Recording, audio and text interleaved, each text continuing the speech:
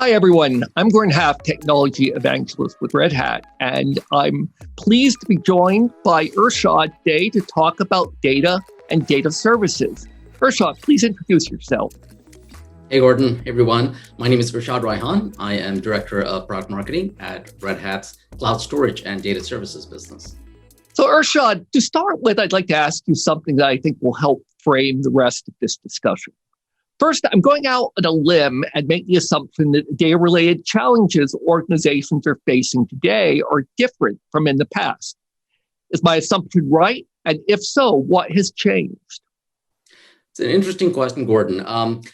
The assumption is mostly right. What is interesting is that the fundamentals really haven't changed that much. They're manifesting themselves differently in today's world. So think about the classic 3 V's, right? We've talked about volume, variety, and velocity of data. We've been talking about this, since the time of Hadoop. However, the way that they're manifesting themselves are in the context of much greater collaboration. So even though the volume of data has been steadily increasing, and maybe not steadily in some cases, exponentially in other cases, it's really more about how do you get different stakeholders across the data pipeline to collaborate around the data. That's really the challenge. You think about velocity, it's the same thing. It's about portability of data. At the same time, it's access and security of the same data. If you think about variety, in the past, we talked about unstructured versus structured data. But when you really think about unstructured, the number of devices out there far outnumber the number of sources of structured data. So think about Internet of Things and Edge and other things that are driving that variety of data. What it really boils down to, Gordon, in my view, is the mindset of the average enterprise has changed. Most enterprises realize that they can't compete now in the way that they utilize data. And that is causing fundamental seismic shifts in the way that data companies really operate. At this point, it's probably also worth discussing why we're talking about data and data services, whereas in the past, I think we'd have been talking storage. I think that's a valid point. In fact, as I introduced myself, right, we really sort of serve both sides of the coin, right? Cloud storage and data services. In a sense, storage is a means to an end, Gordon, right? The value of data is very much tied to applications and to the business. In fact, you've covered this in other segments of this series as well, about some of those lines blurring between infrastructure and applications. And so this is really part of that broader movement where infrastructure operators cannot operate in a silo. They have to be much more business savvy. It's very much purpose-built infrastructure for the workload and the business problem you're trying to solve. And therefore, data services really serves as that glue that sits between the infrastructure and the business to really go back to addressing those pain points around volume, variety, and velocity. So it's a trend that we're seeing a lot more of in our industry. I'm interested from your perspective, what are the important elements of data services? Yeah, there's multiple ways to slice things up, Gordon. One of the simplest ways we find that customers tend to think of is in terms of data at rest, data in motion, and data in action. And the reason we think of it that way is it's you can very easily get overwhelmed by the challenges around all of the, just managing the data in an organization. The easiest way that we find customers think through this is, I've got a lot of data that is, traditional data that I've been collecting through, traditional BI systems, through point of sale systems, things like that, structured data effectively. But there's a lot more of unstructured, NoSQL type of data that lives within organizations as well. So I need a strategy around that data at rest.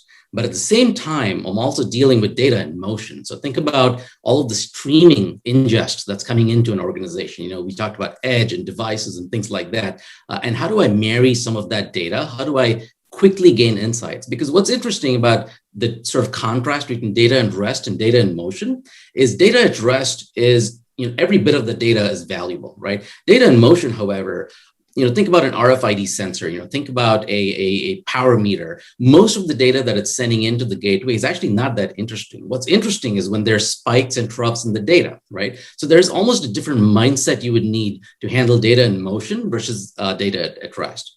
But the third pillar is where we think is the most exciting, right? That's the data in action. That's the glue. That's the piece where we talk about things like collaboration. We talk about real-time insights, AI, ML, and all of that happening. So if I think most customers, as they sort of break things down, this is probably the easiest way to marry the old and the new, as well as a lot of things that are happening around the edge. So Irshad, we've sort of been talking in the abstract. To make this a bit more tangible for our audience, could you take us through how data services might play into, say, a machine learning AI workload, maybe even one that's distributed in some manner? Absolutely, Gordon. So this is a classic data in action scenario, right? One of the examples that is very prominently out there is the Open Data Hub project that is a community project, and it really attacks the heart of the problem around collaboration. Data scientists and data engineers have been telling us for years that the easy bits are sometimes actually working on the inferencing and the model training. The hard bits are the collaboration, right? Take COVID as an example. One of the reasons we were able to roll out the vaccine just across the world is the research that went into the collaboration, being able to quickly share those insights between the medical and the research industries and be able to take that to production. We're seeing that happen in a number of different scenarios. So for instance, the Mass Open Cloud is another platform where we've been able to work with a number of hospital networks to be able to really share those insights across departments.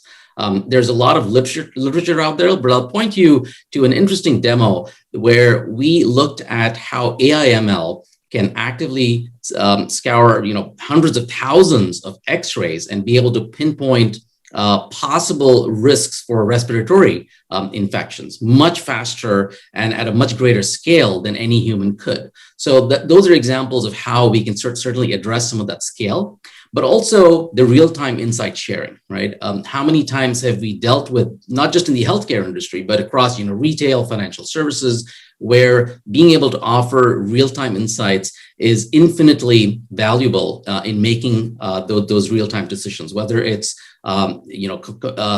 pricing around commodities, whether it's making decisions around logistics for manufacturing, whether it's healthcare decisions as well. And finally, it's also playing itself out in terms of how this infrastructure is consumed.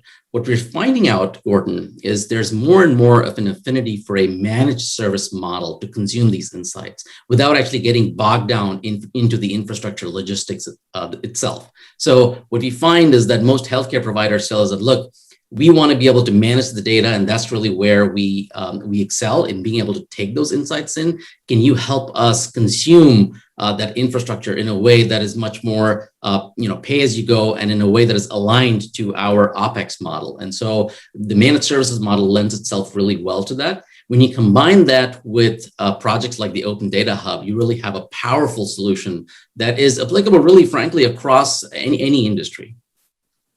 So this also seems like a really good example of the intersection of apps, the intersection of services with data that you mentioned earlier. Yes, absolutely. So this is, again, a broader trend that we're seeing in terms of infrastructure and really the IT teams becoming much more business savvy and much more aware of the workload rather than providing a general purpose platform. Another trend that we've seen is, there's an interesting way of putting it, which is as things have gotten bigger, things have gotten smaller. And what I mean by that is, think about as applications have gotten more complex, they're really being delivered by microservices rather than these monolithic applications, right? Similarly, in infrastructure, what we're finding is that enterprises need much more granular control in the way that not only they purchase, but the way they consume these infrastructure services. And that's going back to that managed services idea, where the cloud has really impacted the way that enterprises consume infrastructure. We're also seeing this manifest itself on the skills side, right? Because of the fact that enterprises need much more granular control without really becoming experts in infrastructure. We've seen the sort of rise of the generalist, right? Where the generalist needs a sense of how to be able to manage that infrastructure, for instance, storage and data services, but without becoming an expert in storage or data services. So it behooves all of the vendors to be able to provide these control planes that makes it easier for the generalist to get it just right, where they're able to have the granular control to be able to control things like microservices and work with infrastructure in much smaller buckets than they would have in the past, but also not get too bogged down into those infrastructure logistics. Close this out. What are the roles in an organization that are likely to make use of these data services? That's a fantastic question. And in fact, it's a two-part answer, right? There's two facets of data services. If they think about it, northbound, we have the app dev teams, we have DevOps managers, folks that are building applications and that are rolling on an agile basis, rolling these applications out. So there's absolutely no room for downtime or loss of data. Then you've got the chief data officers, right? So folks that are constantly thinking about risk and compliance and business continuity. And in some sense, even developers have started to care about infrastructure, right? This goes back to your point about the lines blurring, right? In the past, developers worked in a silo and infrastructure folks worked in a silo. That's not the case anymore. Developers are much more aware of some of the infrastructure decisions that will drive really innovation for their applications. At the same time, infrastructure admins are much more aware of how the infrastructure is being used. So that's the northbound. On the southbound, how that sort of risk and innovation manifests itself is in terms of resilience and portability. So think about your infrastructure architects, your cloud architects, even your storage admins, right?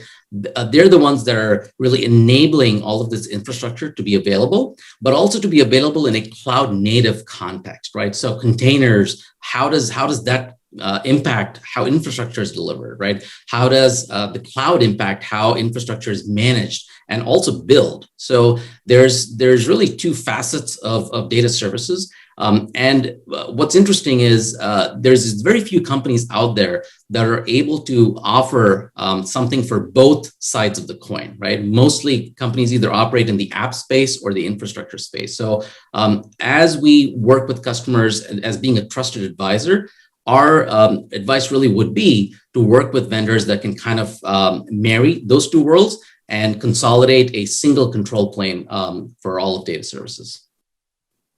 Well, thank you, Irshad. Thanks, Gordon.